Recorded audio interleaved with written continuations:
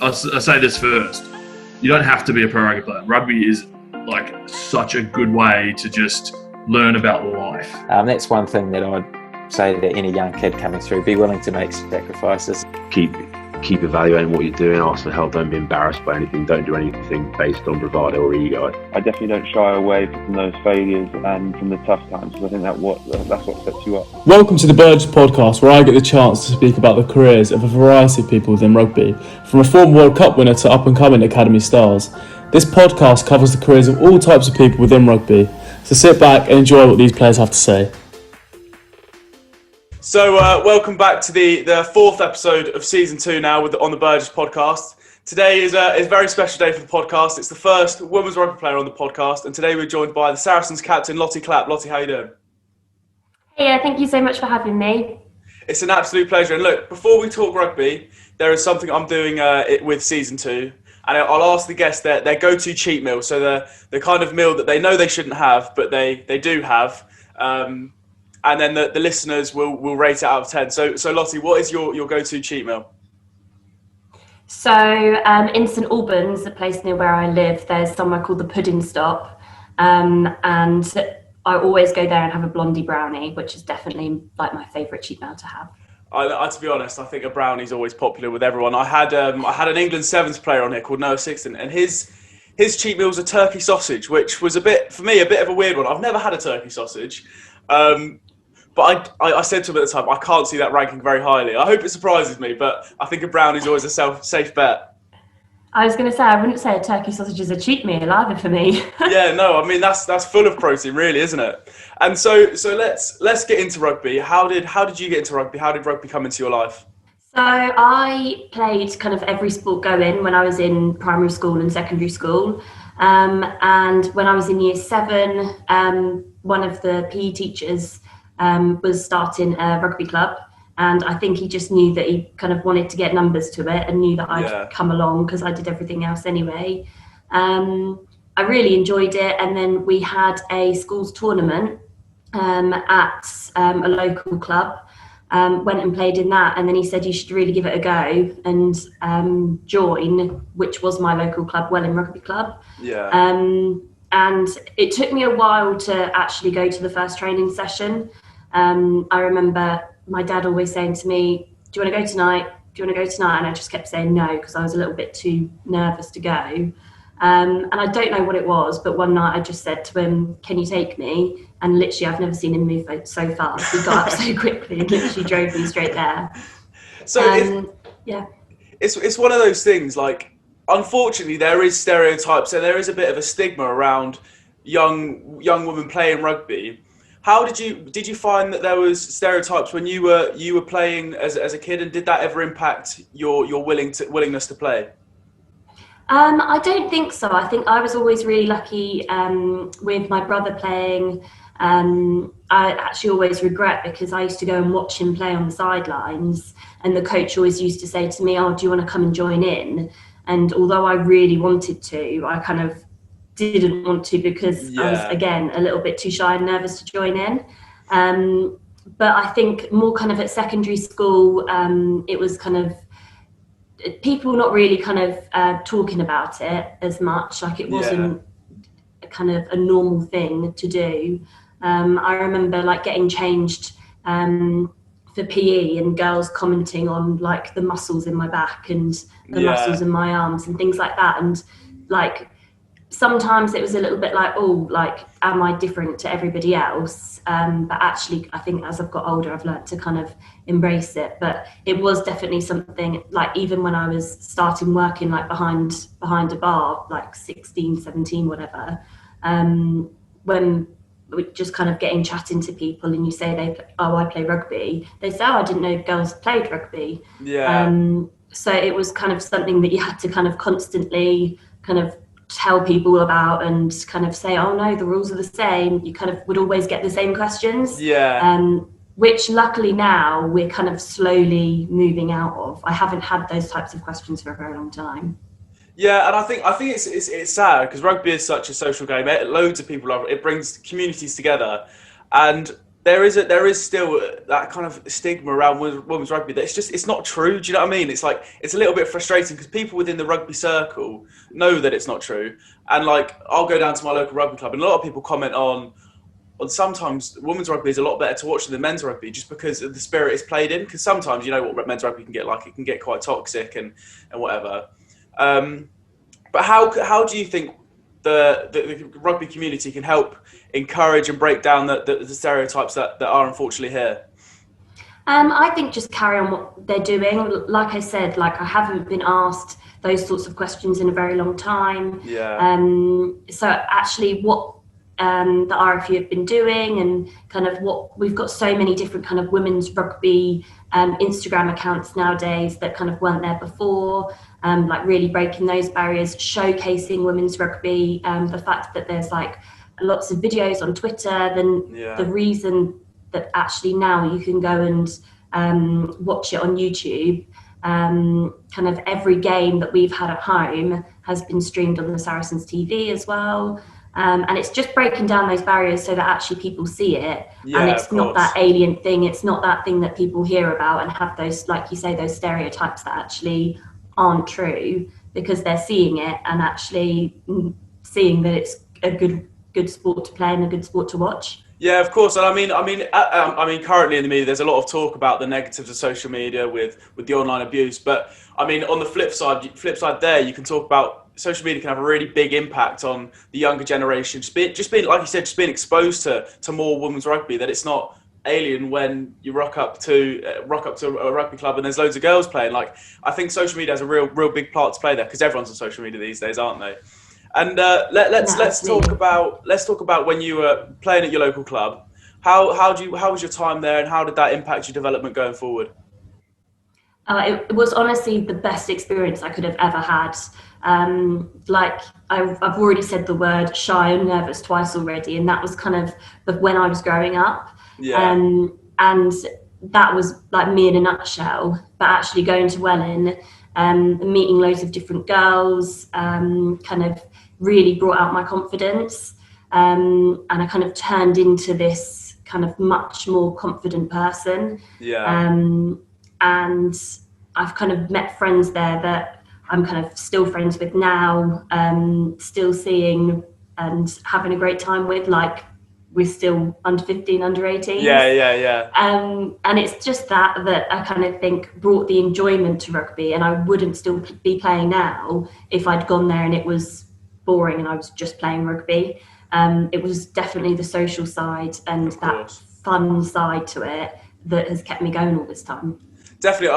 I think that's so important from a young age. I mean, you kind of see now with the pressures of social media, you can go on social media and see, oh my God, look at this 14-year-old kid that's 6'4" and really good. And it almost puts pressure on you, and you don't enjoy, I feel a lot of kids don't enjoy rugby for what it is as a young age, because they can see London Irish DPP and then they can see the progression, but it might not be that achievable for them. And it can take out the enjoyment because, oh, I'm not going to make it, so I'm not going to play. And I think that's something that is unfortunate, but it's almost the kind of rugby world we live in now, that there is a lot of pressure from an earlier age with rugby, but I think enjoyment still has to be such an important part of that.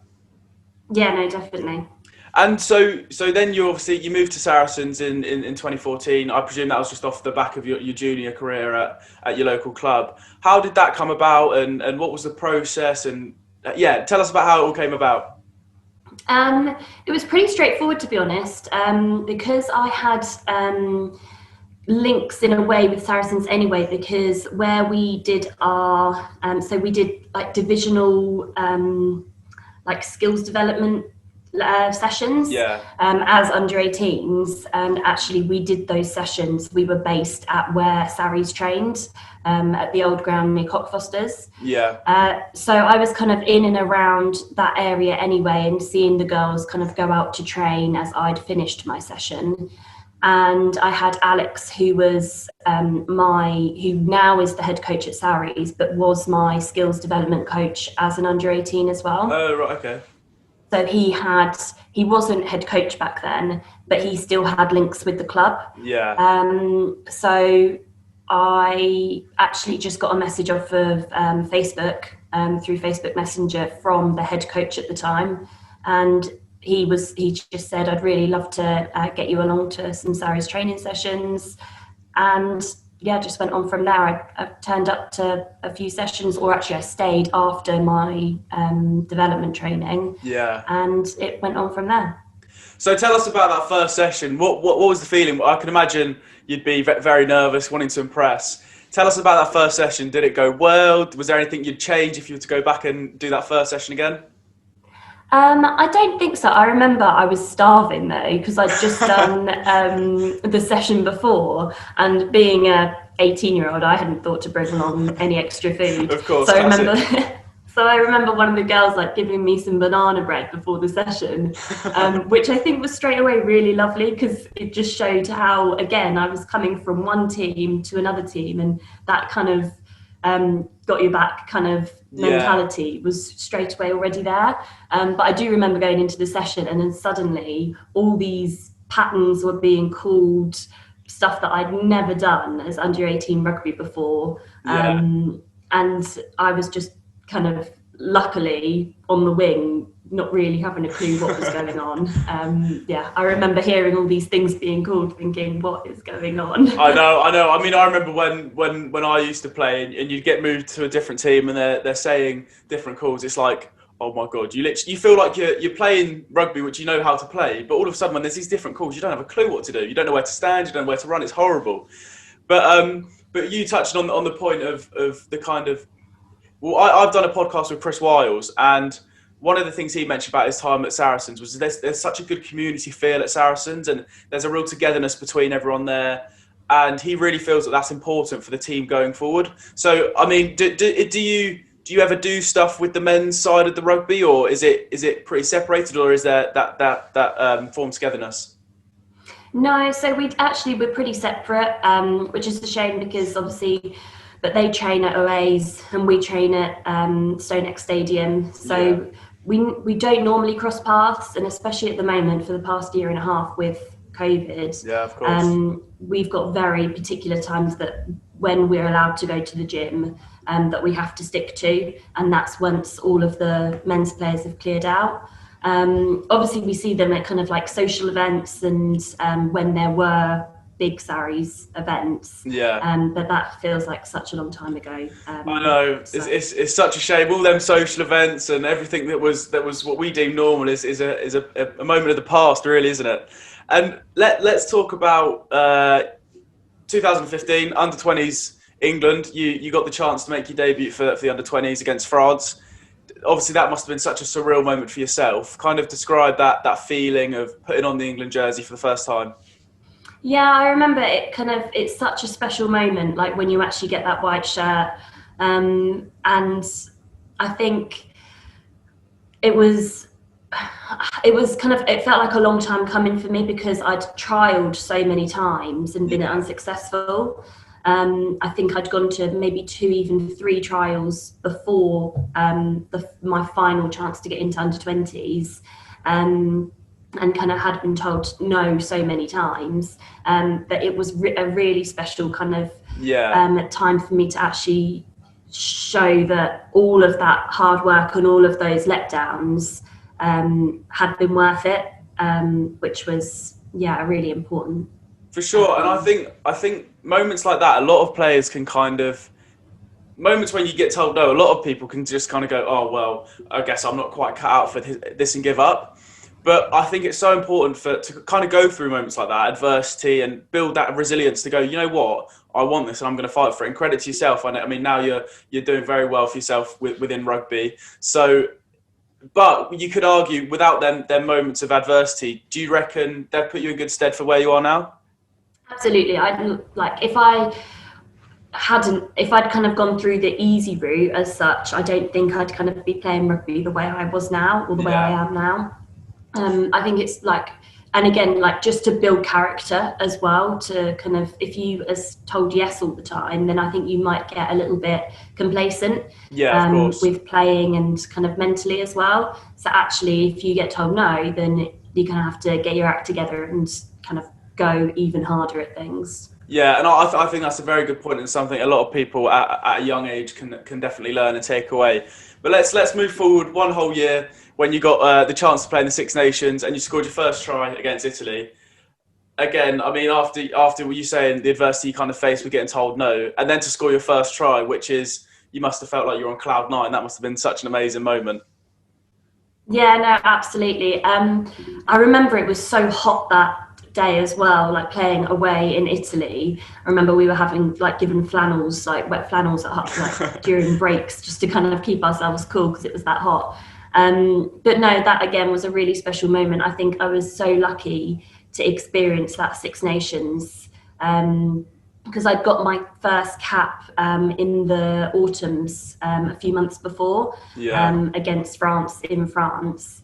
And yeah, again, that whole journey from when I got that first cap and then going into Six Nations as well was like I couldn't really believe that I was involved in all of it. Yeah, so how does the training? How would you say the training differs compared to, let's say, at Saracens to England? Is there a notable difference in intensity and level, or would you say it's pretty similar? I'd say it's pretty similar in a way. However, because we're at Sarries, we have a very limited time with each other. So we only train on a Tuesday night and a Thursday night. Whereas with England, you would generally go into camps and then you'd have a whole weekend. Well, back then it was a whole weekend. Now they kind of do it weekdays because they're contracted. Yeah. So it's more intense because you've got maybe 2 sessions a day. But how they do it was you might have like a green session in the morning and then an amber or red session in the afternoon where kind of the amber red is more contact. Yeah. Whereas with Sarries, it's kind of, you're going to have contact in that high intensity every time because we don't have enough time with each other really. That's quite interesting. So it's not necessarily the training itself that's different, it's the schedule around it and how often you get to train. That's quite interesting. And then kind of a year on in 2017, you got the opportunity to represent England in the Sevens series, playing some Sevens rugby. How did that come about and why did you decide, yes, I want to play a bit of Sevens? Because for a lot of people, that's sometimes a big no, just because of the amount of running and the absolute hard work and the slog that Sevens is. Yeah, and to be honest, that was my initial thought. I remember actually I was in Mexico, I was on holiday when I just got this email through offering me a contract in Sevens. And it was kind of a little bit of a shock as well because I just had such a good year with England as well, England 15s. So I was a little bit taken aback by it and unsure if I wanted to take it, and I was about to start, or I was about to go into my final year at uni as well. Yeah. So there were a lot of uncertainties behind it. But actually, in the end, I thought, why not? Like, this is an amazing opportunity, being paid to play rugby, something that kind of I've dreamed about. So yeah, I went for it. And how did you find it? Obviously, Sevens is a completely different game to 15s. How did you find the intensity and the fitness levels? And I mean, how were the fitness tests within the Sevens training? Were they hard? I can imagine they were absolutely horrible. Yeah, it wasn't so much the tests. The tests were very similar to what we do at 15s anyway. But like you say, it was the actual training, which was the most intense training I have ever done. Like the on-field training, it would just be constant running, and obviously you don't have as many players, the squad's smaller, so you would be like absolutely on your knees for basically the whole of it. But then it would be, I think it was going from being an athlete in your own time to a full-time athlete or a part-time athlete, and having those gym sessions as well and the sprint sessions all in one. So your body would just constantly be DOMS. Horrible. Like, I just remember having had the weekend to recover, which we'd still have to do a training session that weekend or a gym. Like walking up the stairs on a Monday or Tuesday at Bisham, like we'd be dragging ourselves up the stairs because we'd be hurting so much. And then knowing that we've then got to go out and do it all again. It like mentally, but physically, it was really tough. I can imagine, and that's kind of the stuff that the people don't necessarily see. They'll see you out on the field at the weekend or on a Friday night, and they almost won't think, these people have put so much work in during the week just to be here, just to be on that field. And I think that's something I kind of want to convey with my podcast, is the hard work that goes on behind the scenes for these players to get where they are. Because a lot of people think, they're just gifted, they're just lucky with the genes they've got to be played. It's not at all like that. Like, every player I've talked to has worked their arse off, and it's evident in your case again, and it's been evident in every case that rugby is not an easy sport to be a part of. Yeah, I think you can go a certain way with that talent, especially when you're younger. But I think, like you say, as you get a little bit older, if you're not doing the sprints, the fitness, the weights, then you're kind of just going to get left behind that little bit. No, and I think that's so true. And that following season, you were at Saracens, and you got made captain at Saracens, and you took them to the championship title, beating your rivals Quins in the final. Like, I mean, that almost sounds like a dream in one sentence. How did you find out about captain, and tell us about that season and the game against Quins, I guess? Yeah, so I think that was, I think, my favourite season. Like, I think that's the season that I remember the clearest out of kind of, they all kind of start to merge into one. Yeah, I can imagine. I kind of forget how many years I actually have been kind of in the Premier 15s for. But I remember that year really clearly, and I remember obviously getting the phone call from Rob Kane, who was head coach at that time. It must have been, it was during the summer holidays, I think, so during the off season, asking me randomly to be captain. I didn't have a clue that it was coming, and I actually had to say to him, I don't know, can I call you back, because I really don't know if I want to take this or not. And it actually, I was actually going camping with a load of the Saracens girls that weekend, so it was a really great opportunity for me to talk to them about it and see what they thought. And they definitely all said yes, like, do it, I think you'd be really great at it. So I think unless I'd had them to kind of say go for it, then I don't think I would have done. But yeah, so after they said why not, I went back to him and said go for it. And yeah, like you say, the season was a bit of a whirlwind, to be honest. And that final beating Harlequins, I think, was the most exhilarating game I've ever played in. Like, I don't think my heart rate, you know, when you get a little bit nervous before a game, but it normally goes away as soon as you kick off.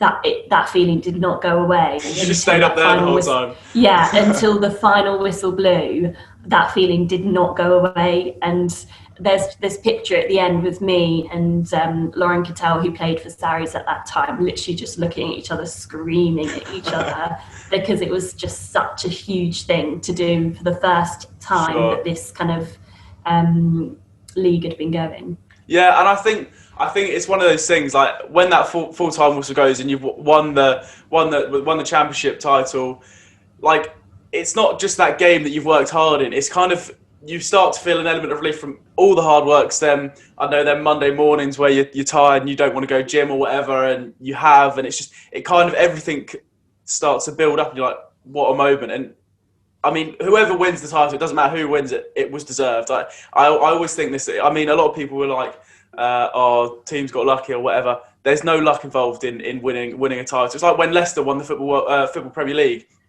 Everyone was like, it was lucky, it was just a lucky season. Like, you can't win a league at the highest level of their sport with luck. Like, there is so much hard work that goes on behind the scenes, and obviously at Saracens there was as well. Go on.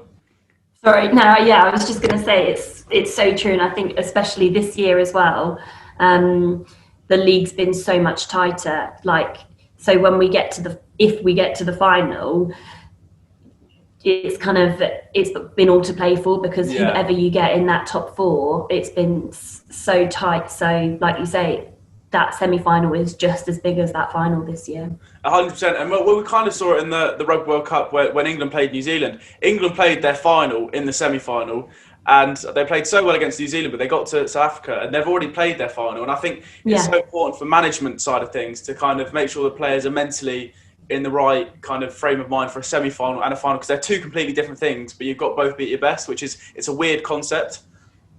No, absolutely. And so I've got a question for you. How would you describe yourself as a captain? Because I mean, you've got so many different types of captain. You've got the people that are more vocal, or the people that lead by example. How would you kind of describe yourself as a captain? Yeah, I'd definitely say that I'm more of somebody who just leads by example. I kind of like to, I suppose I live the values of the club, and I try to do that as best I can to show what we want the club to be about and what we want the team to be about. I'm always kind of putting my all in at training, doing things like that. Like you say, I'm not as much the vocal captain. Yeah. I'm really lucky though that I've got so many players on the pitch and so many strong leaders on the pitch that actually I don't feel like that's necessarily that captain that I need to be. Yeah, of course. We've got the likes of Poppy Cleal, Marley Packer, who do that talking and do that talking well. So actually, if I can kind of do what I do and bring the team along and keep the team together, then I think that's the important bit of what I do. Definitely, and I think it's important for a team to kind of understand which players have different roles, because I mean every team has your vocal player, the player that kind of leads by example, and it's important as a team to kind of understand who can do that, and then fully utilise them people and let them kind of run away with their role as well as the player themselves. And I read an article that was talking about you balancing work as a teacher and as trading. Kind of tell us about that time, because I can imagine that must have been very hard work. I mean, being the job of a teacher is a long day anyway. So let alone then having to go and train in the evening. Describe that kind of time in your life and how that was. That time in my life is now. Is it? Are you still a teacher? Yeah. Oh, blimey. So that's kind of how I live my life for the past 2 years, and for however long now that I continue playing rugby for. Yeah. So that's the thing. And lucky with Saracens, it's not a kind of contracted. Well, it is contracted, but not 3 days a week or 5 days a week. Yeah. It's okay. Those Tuesday and Thursday nights. So we all have to have jobs alongside it. So unless you are England contracted, which is those 27 or 30 players, then you have to have a job alongside rugby. So I'm a primary school teacher. I teach year 3. I'm really lucky that the school that I work at is only 15 minutes away from where I live, because that makes things a little bit easier. But it is hard, like you say, getting up in the mornings to gym before I get into work, and then doing a whole day of work with 30 children. Yeah, of course. And then staying at work late so that then I can carry on and go straight to rugby training, and then not get home until 10:30. They're long old days. To do it all over again the next day. Pretty much, yeah. Wow. That's how my week goes. That is very busy. I mean, I don't know how you do that all day. So I've done a bit of coaching down at Rupert House, one of the local schools near me. And on a Friday, I coach year 3s. It's Friday last period, I coach year 3s. And I kid you not, I turn up, and within about the first 5 minutes, half of them's already crying because they're shattered. It's a Friday. And they want to play football, but some of them want to play rugby. And it's just like, oh my God, I don't know how to cope with this. How do you cope with, I mean, I guess this is a bit of a side from rugby, but how do you cope with the children when they're kind of all over the place and you're tired yourself, and how do you kind of balance it all and try and keep that happy? You got to keep that happy, bubbly face with year 3s. How do you do that when I can imagine you are so tired and just kind of want to sleep? Like you say, it's really tricky, but I think being the class teacher, you have to have like a timetable with them. You have to have a schedule, and I suppose you yourself keep to that schedule as well. So you know, right, I've got 45 minutes of maths now, and then I can go and I can let them out, and then I can go have my cup of tea and kind of come back to life a little bit. And then I've got to go again for another hour, and then they can go have lunch. And I suppose it's just kind of pushing through. And it's really hard, but like now I've had my half term, so I've had 2 weeks Easter holidays, but actually I've pretty much opened my laptop every day to get planning done and to get ahead of the game, so that the days that I do want to go home at 4 o'clock on a Monday, so that because if I don't have training that afternoon or that evening, that I can. So it's definitely just being sensible with my time and getting ahead of the game so that I can switch off some evenings and not have to keep on going. No, and I think that's such an important thing. I mean, for yourself, you live a bloody busy lifestyle. So for you to make sure you manage time well enough to give yourself time off is so important. Because otherwise, people just burn out, don't they? I mean, I'm not working half as much as you, and I burn out. So I mean, I can imagine even for yourself, scheduling and time stuff is so important and something that I think a lot of people learn. So how would you say you manage your time? Do you have like a timetable, or how do you self-manage time? I think that'd be quite important for some people to listen to. Yeah, I love writing things down. I love a tick list. I love a timetable. I suppose that's the teacher in me a little bit. But like even during the Easter holidays, like I said, when I'm kind of out of my work routine, I kind of make sure I know when I want to be training, when I want to be having time off to see friends, when I want to be working. Yeah. Just to make sure that I don't get to the end of the day and go, oh, I should have trained today, or oh, I haven't done this, which I think is really easy to do, especially when you slip out of routine. Yeah. So yeah, definitely making lists and making sure I get through them. I think that's very, very important, very valuable for people to listen to. And I kind of want to talk about COVID briefly, and how have you found your time in COVID to kind of balance your training and stuff like that? I mean, would it be one of those things you had a bit more time in your hands, or how was your time throughout COVID? Does it make it harder? What were your challenges? Tell us a little bit about that. Yeah, so I was really lucky in a way, I suppose, but literally when the first lockdown was announced, I moved into my new house. So we bought a house and we literally moved in that day of lockdown. So we were really lucky in that way that we had our own space and we had a kind of a garden to train in and do circuits in that way. And I'm really lucky as well that my partner plays rugby too. So during that first lockdown, our exercise that we were allowed, we'd go out and chuck a rugby ball about and kick a rugby ball. So actually I felt like during that first lockdown I was able to keep on top of it quite well. Yeah, of course. It's more been the kind of the second and the third lockdown that it gets a little bit tricky. So for example, when the gyms closed in December, because schools were open or continued to be open and I was going into schools, actually I couldn't commit to travelling. So whereas I'd normally go to the gym nearby where I live, I couldn't commit going all the way to OA's at the Saracens gym, because then otherwise I'd be out Monday night, Tuesday night, Wednesday night, Thursday night. Yeah, of course. And like you say, it's not worth it when you then would end up burning out anyway. Yeah. So it's kind of like making those decisions and thinking, okay, well, what's best for the body, but mentally as well, what's the best decision? Yeah, definitely. And so when after the first lockdown, I guess, or whenever that first game back from that time off of not playing games, how did that feel? Did you feel as if you'd been off? Because a lot of players, so I did, it was Scott Steele, the Quins player, I did one with him and he said he came back from the lockdown being in the best shape he's ever been in his life.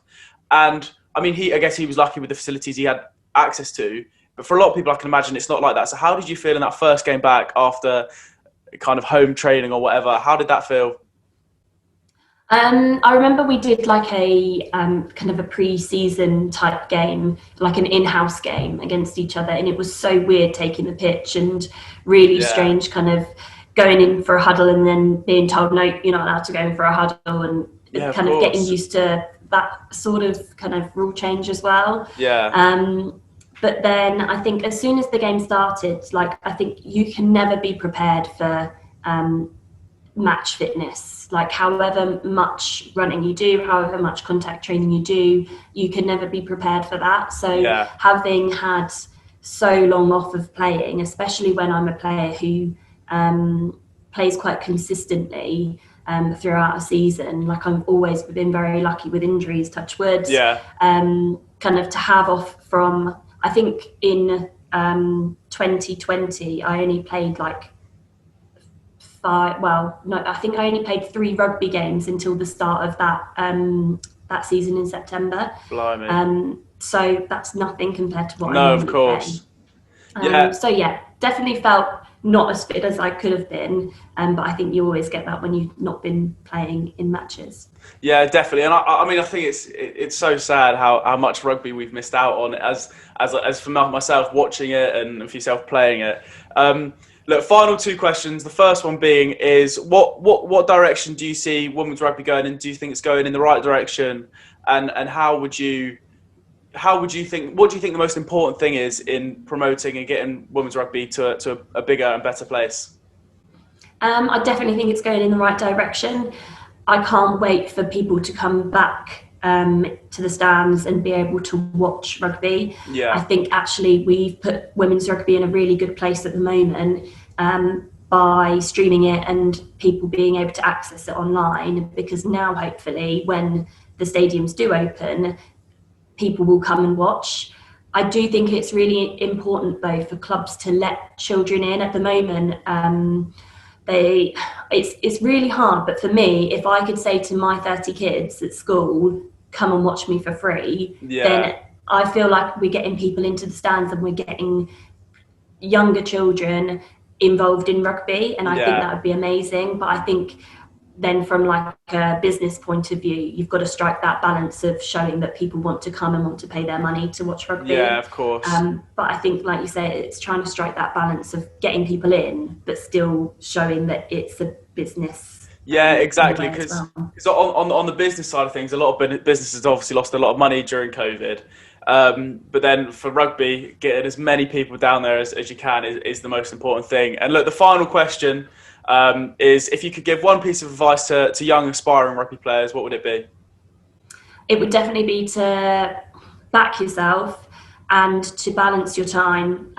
We spoke about it earlier, and I remember the amount of times that over the years I've kind of burnt out and got too tired and ended up getting really upset over things, but it's actually just because I haven't balanced my time properly. And if I would just keep on enjoying what I'm doing, then I'm sure that then kind of you get your best rugby out of yourself when you're enjoying it.